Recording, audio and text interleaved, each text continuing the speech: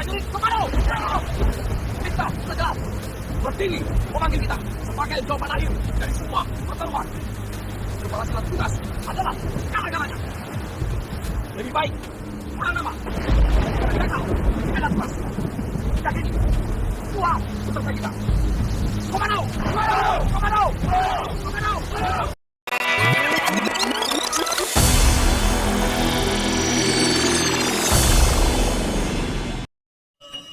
Besaran gaji prajurit komando pasukan khusus Kopassus tentunya menjadi perhatian. Sebagai satuan elit TNI Angkatan Darat, Kopassus punya peran strategis dalam menjalankan misi mempertahankan NKRI dari berbagai gangguan keamanan. Sebelum lanjut, subscribe, like, komen dan share ya Sobat Wolu. Dan nyalakan tanda lonceng biar kamu tidak ketinggalan informasi dari channel Wolu.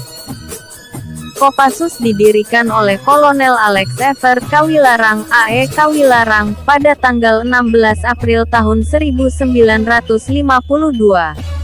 Pasukan elit yang kala itu bernama Kesatuan Komando Teritorium 3 dipimpin komandan pertamanya, Ijon Jandi. Sebelum resmi menyandang nama Kopassus, satuan ini beberapa kali mengalami pergantian nama. Seperti adalah Kesatuan Komando Angkatan Darat KKAD pada 1953, Resimen Para Komando Angkatan Darat RPKAD pada 1953, Pusat Pasukan Khusus Puspassus TNI AD pada 1966, dan Komando Pasukan Sandi Yuda Kopasanda pada 1971. Nama Kopassus resmi digunakan pada 1985 hingga saat ini. Berdasarkan Peraturan Pemerintah Nomor 16 Tahun 2019 tentang perubahan ke-12 atas Peraturan Pemerintah Nomor 28 Tahun 2001 tentang Peraturan Gaji Anggota Tentara Nasional Indonesia, gaji pokok anggota Kopassus, yang juga masuk dalam anggota TNI, disesuaikan dengan golongan. Golongan pertama Tamtama, kedua Bintara, ketiga Perwira Pertama, dan terakhir Perwira Menengah serta Perwira Tinggi. Bagi Tamtama, gaji pokok yang didapat juga beragam, sesuai dengan pangkat dan lama kerja.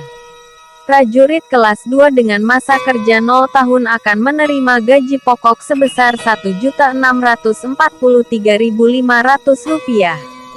Sementara itu, untuk kepala kopral dengan masa kerja 28 tahun bisa menerima gaji pokok sebesar Rp2.960.700. Untuk golongan Bintara, pangkat Sersan 1 dengan masa jabatan 0 tahun berhak menerima gaji pokok sebesar Rp2.169.000.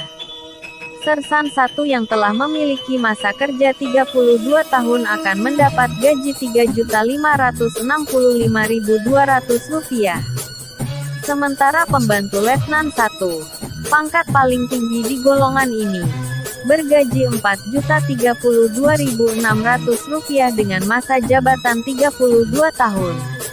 Masuk golongan 3, dengan masa kerja 0 tahun gaji pokok yang diperoleh Letnan 2 sebesar Rp2.775.300, sedangkan Kapten mendapat Rp2.909.100.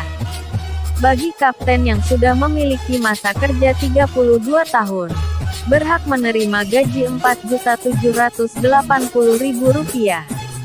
Golongan 4, terdiri dari perwira menengah dan perwira tinggi. Besaran gaji pokoknya berbeda. Mayor dengan masa kerja 0 tahun menerima gaji Rp3.100.000. Bagi kolonel dengan masa kerja 32 tahun menerima gaji Rp5.243.400. Sedangkan perwira tinggi dengan pangkat jenderal dan memiliki masa jabatan 24 tahun mendapatkan gaji sebesar Rp5.238.200. Tentu saja prajurit TNI juga mendapat tunjangan yang besarannya berbeda-beda, bergantung pangkat dan jabatan, serta faktor lain.